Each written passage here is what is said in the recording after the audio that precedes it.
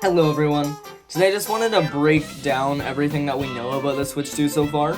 So this includes the hardware, the games, and the design. So let's start with some specs. The Switch 2 is using a custom chip made by Nvidia. It's based off the Tegra T239, which is kind of like a newer, much more powerful version of the chip that was in the original Switch. It's a faster GPU and CPU that can handle way more, so we're finally going to be getting modern performance. It's got 12GB of RAM, that's double the original Switch, and 256GB of built-in storage, and you can still add a microSD card for more space. The screen is a big upgrade. It's a 7.9-inch LCD with a 1080p resolution, so full HD in handheld mode. The refresh rate goes up to 120Hz, which means smoother gameplay for games that support it. It also adds HDR and variable refresh rate for brighter screen, and also just smoother gameplay experience. In docked mode, the system can output up to 4K at 60fps, or 1080p or 1440p at 120fps, depending on the game setup of course. It's using something similar to Nvidia's DLSS upscaling to make things look better without killing performance. For wireless, it just got Wi-Fi 6 and Bluetooth, and still has a headphone jack. There are also two USB-C ports now, one on the top and one on the bottom. Battery life is similar to the original Switch. Nintendo says between 2 to 6.5 hours depending on the game. It's a very, marginal gap, but I think they're just calculating it based off of the actual game that you're playing. Charging takes about 3 hours for full. The whole thing weighs just a bit more than the original. The Switch 2 looks pretty similar overall. It's still a tablet with detachable controllers, but there's some pretty solid changes. The Joy-Con 2 controllers now attach with magnets instead of sliding on rails, so they snap more like how Apple's accessories work. They're a bit bigger, and have a new button on the right Joy-Con called the C button, which opens up Nintendo's voice chat feature. It's basically Discord, but just for Switch. The controllers also have better motion sensors, a new version of HD Rumble, and now they last about 20 hours on charge. The IR camera is gone, so some games like 1-2 Switch or Ring Fit Adventure won't work unless you use the original Joy-Cons. The Switch 2 itself has a sturdier, full-width kickstand on the back, which is way better than the flimsy one on the old model. The dock now has a built-in Ethernet port, no adapters needed. I'm glad they carried this over from the OLED. Good news, yes, the Switch 2 is compatible with most Switch games. Both digital and physical copies work, and you can also bring your saves over too. But there are some exceptions.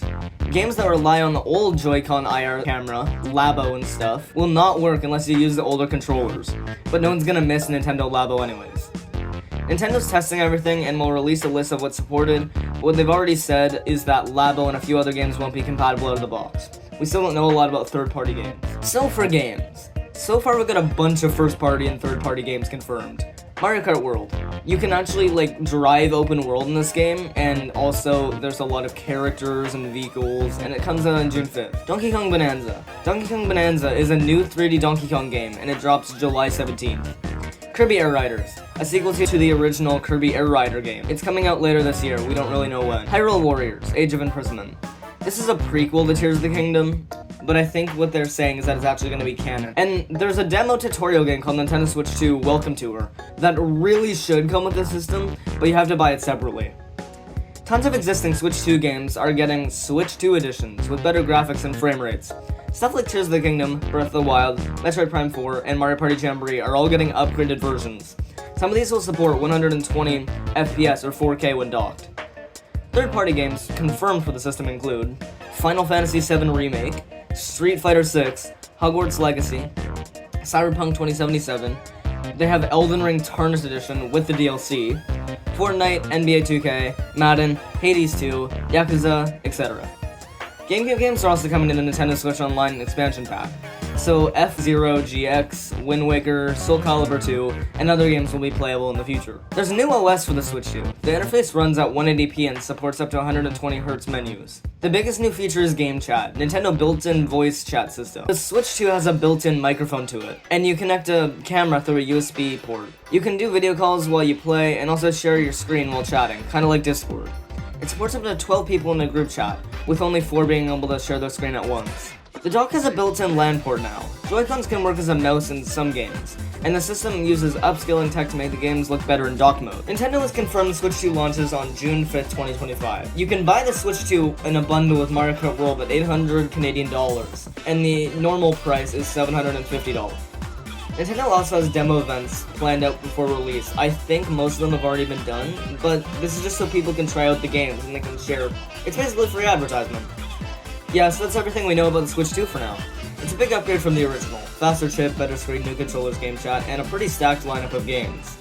Some of these changes were very overdue, but it looks like Nintendo is finally bringing the Switch into a modern era. If any new thing gets announced before launch, I'll try to cover it here. Let me know in the comments what you're most excited for, and if you're planning to get one at launch. Thank you for watching, and I'll catch you in the next one. Bye!